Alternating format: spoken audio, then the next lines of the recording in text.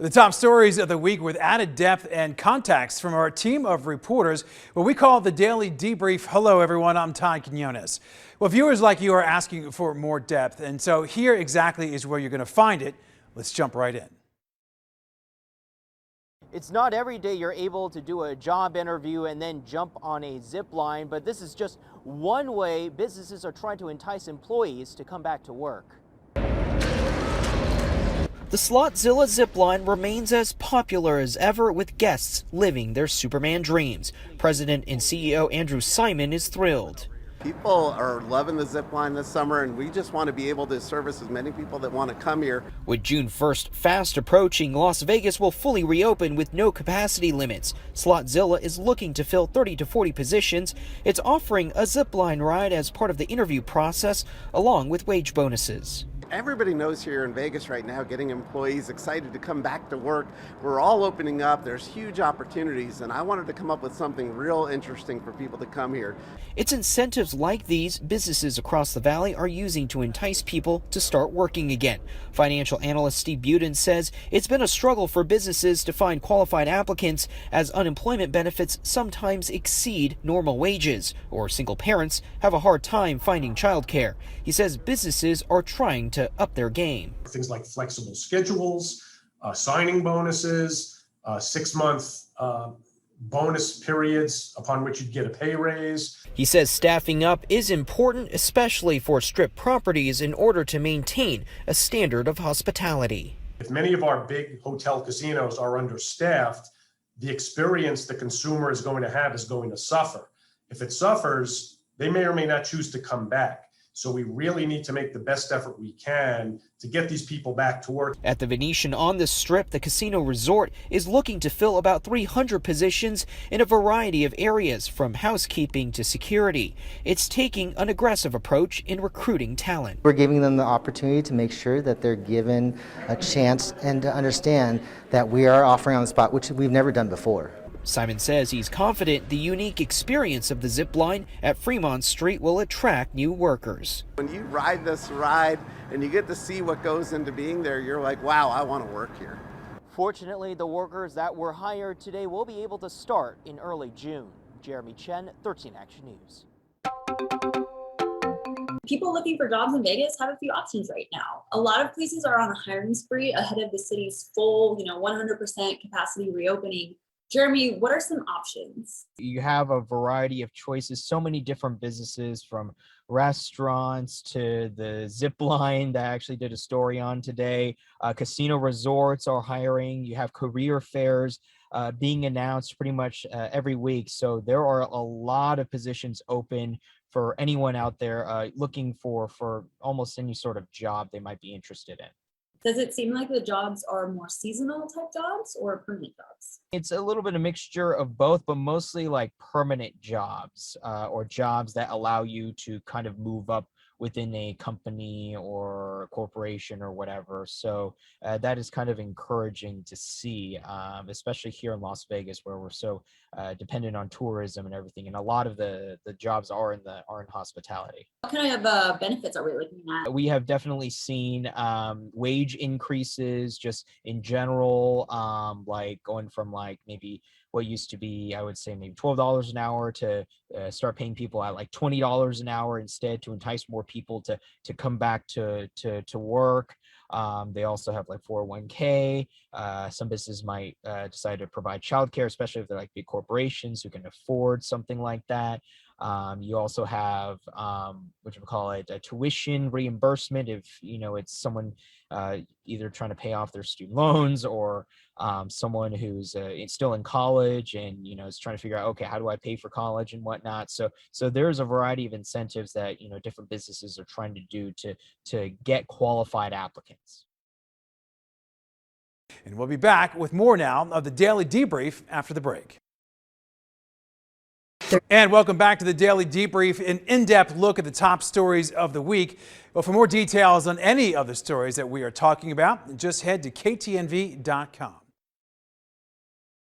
NFR is one of the largest events in Las Vegas. They had a welcome back event here on Fremont Street, and that event is at a critical time of year. NFR will return, bringing back a ton of cash and visitors to Las Vegas. 1, 2, 3! It's time for a cowboy close-up. Just hours ago, key figures and champions in the rodeo realm. One more, relax your face. Treated like rock stars with photo shoots and a helicopter tour.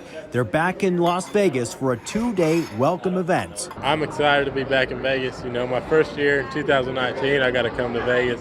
Kind of got to get a feel of it, and the energy's so crazy. The red carpet rolled out. The celebration means the rodeo returns to Las Vegas this December at the Thomas & Mack. Traditionally, it's a sellout crowd with a total attendance of close to 170,000 people over 10 days. We believe about 64,000 of those folks come in from out of town, generating an economic impact just under $200 million for our community. You combine that with that event takes place in December, a traditionally low visitor volume period for us here in Las Vegas. It's a critically important, long-standing event that generates a tremendous economic impact. Experts add the Cowboys not only bring cash, but the event is so popular, it spills over to many hotels and extra events. National Finals Rodeo has become synonymous with Las Vegas. It's not just an event that's held at the Thomas & Mack Center. It's become a citywide event with activations at various hotels, Cowboy Christmas, and frankly, a lot of people come to town for the National Finals Rodeo that don't even actually attend the National Finals Rodeo. Last December, the event moved to Arlington, Texas,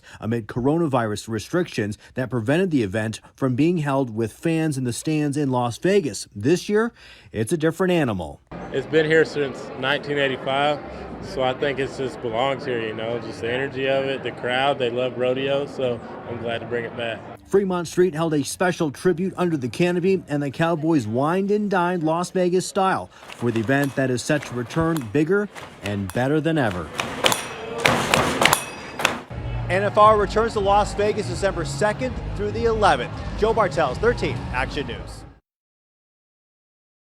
Joe, tell us a little bit more about the return of this rodeo and why it's so important to our city. Well, this is a huge deal. Last year, it got moved out of Las Vegas to Arlington, Texas because of COVID concerns. They really wanted to have fans in the stands, but Las Vegas, Nevada would not allow it because of the COVID restrictions, so they moved it to Arlington. That's a huge blow to the economy and otherwise. This is an event that's been here for a number of years. It sells out every single time. 170,000 people come here from all across the country. They spend upwards of $200 million for our local economy, and they come during December, which is historically a slower month for visitors and people around the holidays. So this really puts the icing on a typical, Las Vegas cake, if you will, at the end of every year. So without it, it was a huge blow. But this year, it's back, supposed to be bigger, better than ever. And the city is really kicking this off. They're starting with events throughout the city. What has been happening in regards to down on Fremont Street and the return of this event that's going to just really energize the city as a whole?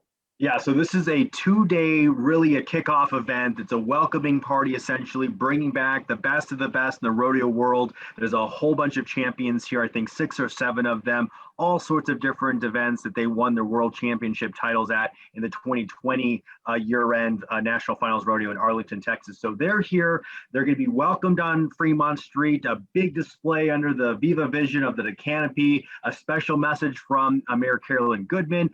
This is a big deal. They're really rolling out the red carpet to remind them, hey, we're Las Vegas. Nobody does it bigger, better, more exciting than Las Vegas. And they're just going to kind of show them the best time just to maybe set the table for what's to come in December. And it's interesting because so many people that if you're outside of the rodeo world, you may not know that Las Vegas really has been for decades now the hub of the finale, not only the NFR, but other of these type of events too. Have you heard anything in regards to Cowboy Christmas coming back or any of the other sub-events around the rodeo? We haven't heard anything just yet, but I was on their website and you can see the events are starting to come back. So the Cowboy Christmas, that is set to go on at the Las Vegas Convention Center. So some of the things, or maybe most of the things that we're used to seeing with the NFR coming in, all of those other ancillary events that we've seen. There's no reason why we think they shouldn't be there. But you're right. Cowboy Christmas is huge, and that will definitely be returning this year. Well, Joe, thank you so much. Is there anything else that you want to add in regards to the economic impact that maybe you've talked with the analyst today in regards to this event as well? Yeah, he just kind of reemphasized that this is a crucial event. This is bringing people in. 64,000 of them come from out of town, and they come here, they stay in our beds, they eat at our restaurants. This is a big deal, and losing that much money last year was a huge blow. This year, that's a big deal for us to try and be on the road to recovery. So many jobs, so many different things depend on this particular event, which is one of the largest that comes to Las Vegas in its kind of totality. So a lot to be thankful for and celebrating this event. It's also contractually obligated to be here for several more years. It just re-signed. But he mentioned that so many communities would be literally clamoring. He said they would give their teeth if they could to try and get this convention, this event to come there. So Las Vegas, incredibly lucky, really synonymous with Las Vegas, with NFR, and hopefully years to come. And we'll be back with more now of the Daily Debrief after the break. And welcome back to the Daily Debrief, an in-depth look at the top stories of the week. Well, for more details on any of the stories that we are talking about, just head to ktnv.com. It's boating season here in the Valley, and officials at Lake Mead are urging boaters to beware and heed safety guidelines as they get ready to head out this Memorial Day weekend. Lake Mead has seen more than 3 million visitors each summer since it was first established in 1964 as a recreational site. As a 5th most visited national park, numbers over the holiday weekend are expected to be high. Planning ahead is making sure, number one, again, all your safety devices are in order. If you're bringing your own boat, make sure your plug's in your boat. Make sure you have your fire extinguishers. Make sure you have your throw rings and your life jackets. Make sure you have your flags. Make sure that if anything was to happen, you have your cell phones charged, those kind of things. Over time, you may have noticed the levels in Lake Mead have dropped from 1,225 feet to a low of 1,068, costing the National Park Service upwards of $57 million to accommodate their guests. But those fluctuating levels aren't stopping people from visiting the reservoir. In fact, they're encouraged to come to Lake Mead. So it is an enormous lake, and even with low lake levels, there's still plenty of water and still plenty of room to rent.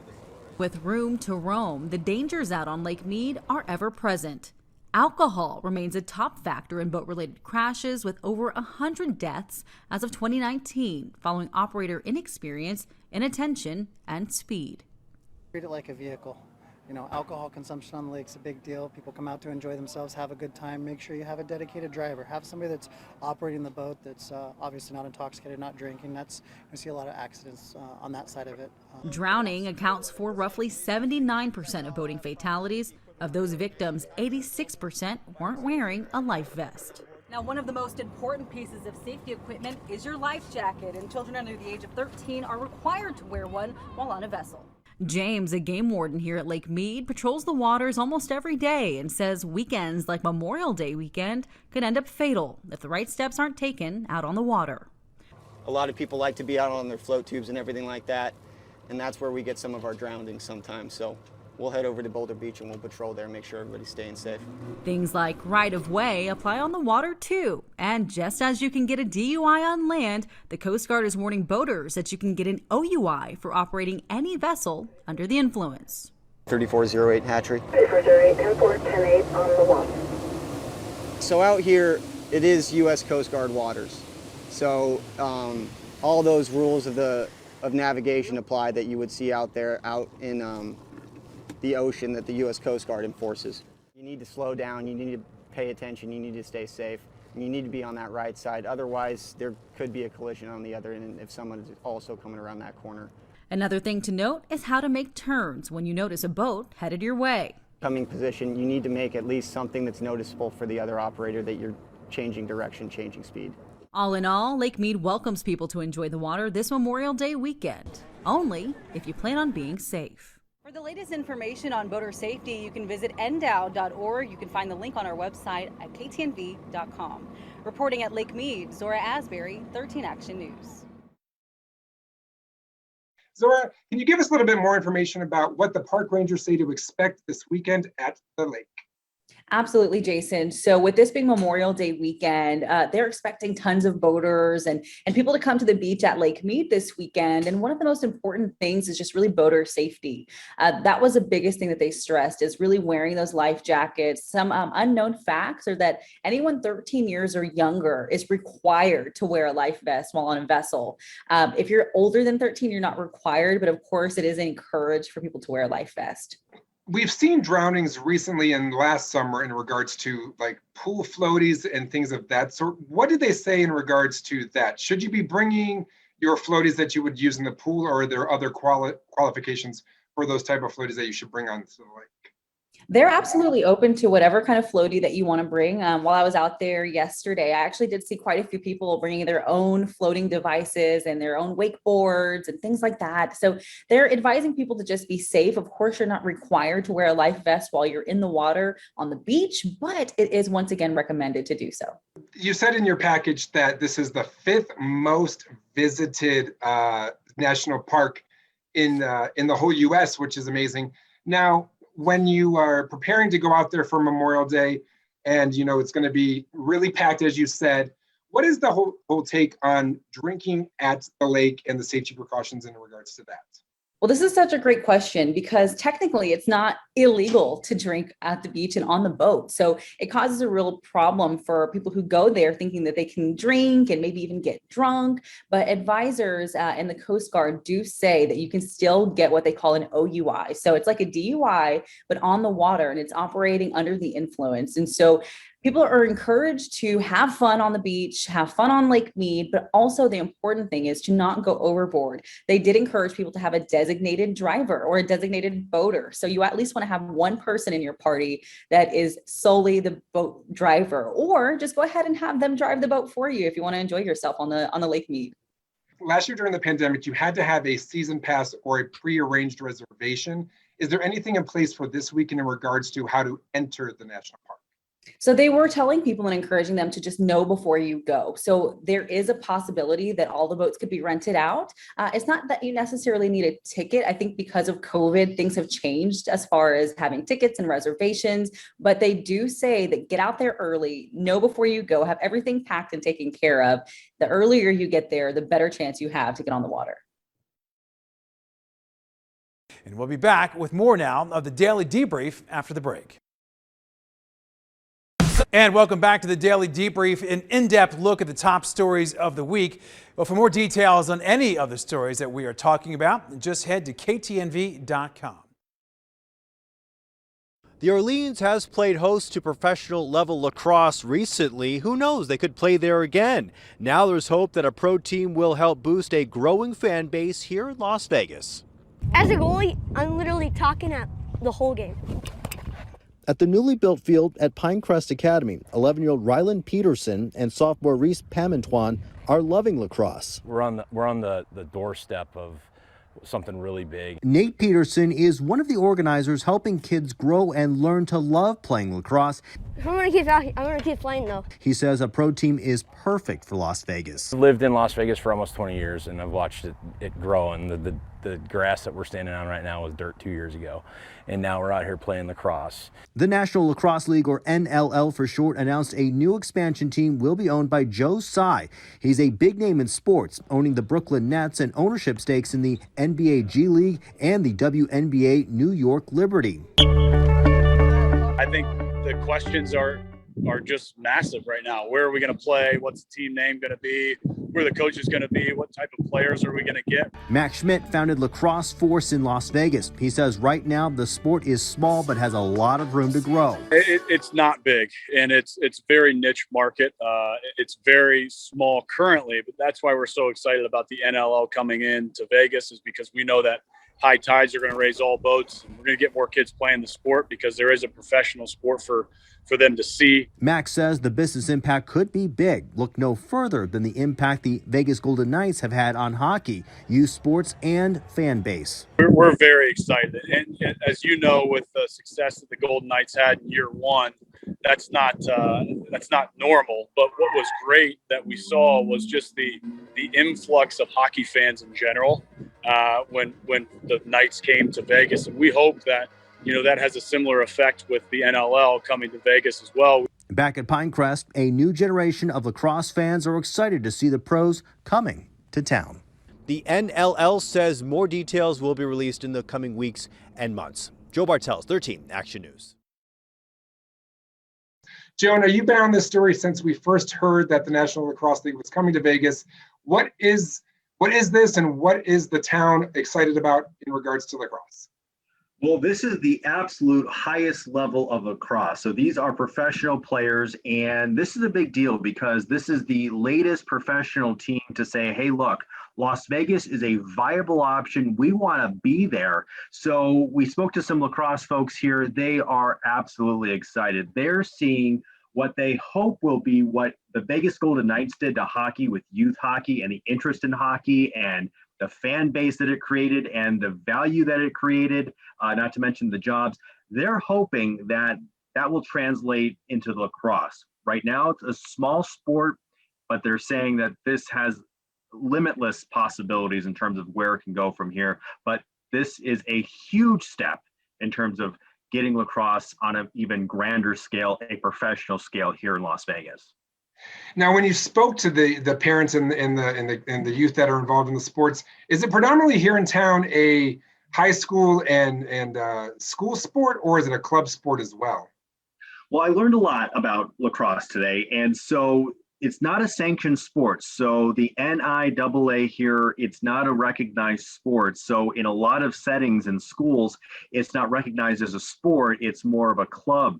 So that's where these teens and youth go. They do these club activities where they go and they play games, but it's not really a super structured like you would like for football, for example. So there is a lot of things that can happen in terms of the structure and its evolution and becoming a more of a widely more popular kind of mainstream sport. But that's what it is right now. In Nevada, there's about 15 clubs that exist. There are 2 schools, Bishop Gorman and Faith Lutheran, that have lacrosse as a sport, but that's about it. So there's a lot of potential for this to grow, certainly in the future. Did you hear anything in regards to a potential stadium or where they would play, or is that still up in the air? So that's the big question, right? Like, where are they going to play? What's the team going to be called? We know just a few details. We know that Joe Tsai, he is a big name in sports. He owns the Brooklyn Nets. He also has an interest in the WNBA New York Liberty, as well as the NBA G League and some other teams, including an NLL team, the National Lacrosse League, the San Diego Seals. He also owns them as well. So he's no stranger to sports. He knows what he's doing, and he's got a track record that's growing and a portfolio that's growing. So we're told that more details will come out in the coming weeks and months as things are kind of ironed out. But where they're going to play, what the team's name is going to be, those are all things that we don't know at the moment. However, we know that recently the Orleans Arena has played host to professional games of the NLL before. They've had a couple of games there in the past, as recently as last year. So we know that these games are typically played in an arena style inside. So they're not outdoors, but inside an arena. Something like a hockey or a soccer facility would be able to accommodate a lacrosse game. So it remains to be seen kind of where they play, but we have a lot of venues here locally that are already up and could be options, certainly. Now, I'm going to just put it out there. I think the team name could possibly be the Las Vegas Gamblers, since the team would be a gamble in this town to see if it works. If you had to put your money on it, what would you think the name would be? Oh, I don't know. That's a great question. I like the Gamblers. That's a really good one. I can't think of anything right off the top of my head, but just like we saw with the Vegas Golden Knights, there's always a couple of possibilities that are thrown out there, and then they always kind of arrive at one. And there's so much talk right now of professional sports and different things, and so you never know what's going to pop up in the future. Thanks for watching the Daily Debrief on your streaming device. If you miss any part of this week's program, just hit the back button on your remote, then scroll down until you see the KTNV digital exclusives. Well, there you're going to find this show and also all of our dedicated streaming content. Stay tuned for more from 13 Action News after the break, and check us out anytime right here on KTNV Streaming, Las Vegas News on your time.